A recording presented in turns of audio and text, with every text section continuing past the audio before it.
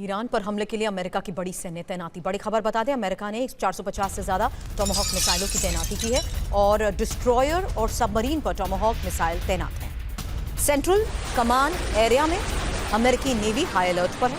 Tomahawk के target पर IRGC headquarter और बैलिस्टिक मिसाइल ठिकाने।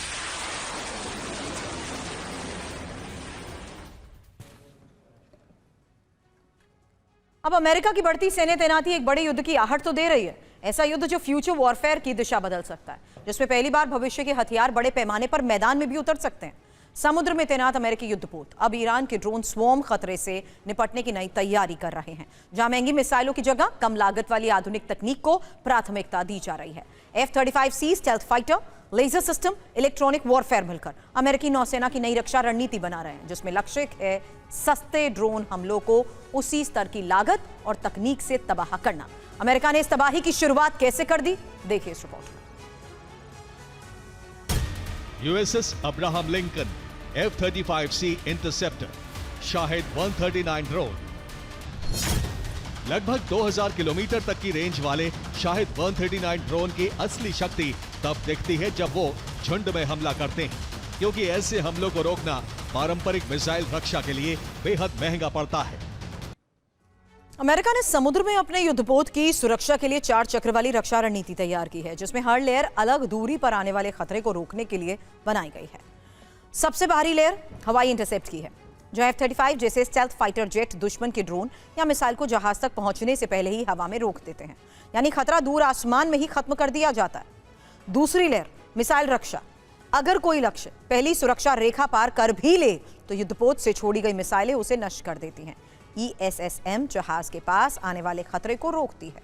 SM-2 मध्यम दूरी के लक्ष्य को मारती है। SM-6 लंबी दूरी पर इंटरसेप्ट कर सकती है, यानी अलग अलग दूरी पर एक पूरी मिसाइल ढाल तैयार रहती है।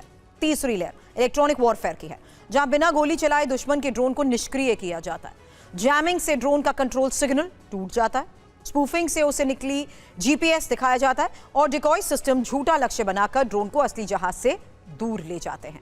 सबसे अंदर की और आखिरी लेयर लेजर रक्षा की है।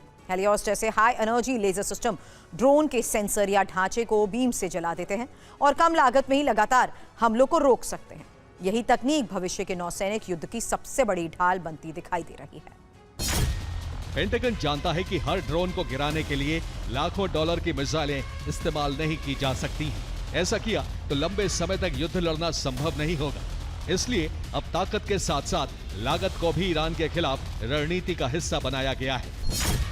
अमेरिका ने high energy laser system Helios से लैस युद्धपोत ईरान के आसपास तैनात किए हैं। ये हाई बीम लेजर से ड्रोन के सेंसर या ढांचे को जला देते हैं, जिससे ड्रोन हवा में ही नष्ट हो जाता है और इसके एक हमले की लागत $0.5 से भी कम आती है। अमेरिका ने ईरान के नजदीक USS मैकफॉल जैसे वॉरशिप तैनात किए हैं। ये ऐसा जहाज है जो दुश्मन ड्रोन के GPS और कंट्रोल सिग्नल को जाम कर देता है, जिससे ड्रोन अपना रास्ता खो देता है या समुद्र में गिर जाता है। हर ईरानी हथियार के सामने एक खास अमेरिकी काउंटर मौजूद है। शाहिद 139 जैसे स्ट्राइक ड्रोन को रोकने के लिए F-35C इंटरसेप्टर का इस्तेमाल किया जाएगा। अगर झुंड में ड्रोन हमला हो तो हेलियोस लेजर सिस्टम उन्हें कम लागत में एक एक करके नष्ट कर सकते हैं। ड्रोन के कंट्रोल सिस्टम को रोकने के लिए इलेक्ट्रॉनिक जैमिंग का इस्तेमाल, और अगर ईरान का ड्रोन कैरियर शाहिद बाघेरी जैसे बड़े प्लेटफॉर्म का खतरा बने तो उन्हें टोमाहॉक मिसाइल से निशाना बनाया जा सकता है। लेकिन इस युद्ध की सबसे बड़ी कहानी लागत की है। शाहिद 139 ड्रोन की कीमत लगभग $35,000 है, जबकि उसे गिराने वाली AIM-9X मिसाइल की कीमत है $4 से $5 लाख। SM-2 जैसी एयर डिफेंस मिसाइल की कीमत इससे भी ज्यादा है, लगभग $20 लाख। यही वजह कि लेजर हथियारों पर जोर बढ़ रहा है, क्योंकि एक लेजर शॉट की लागत सिर्फ 50 सेंट यानी $0.5 के बराबर है।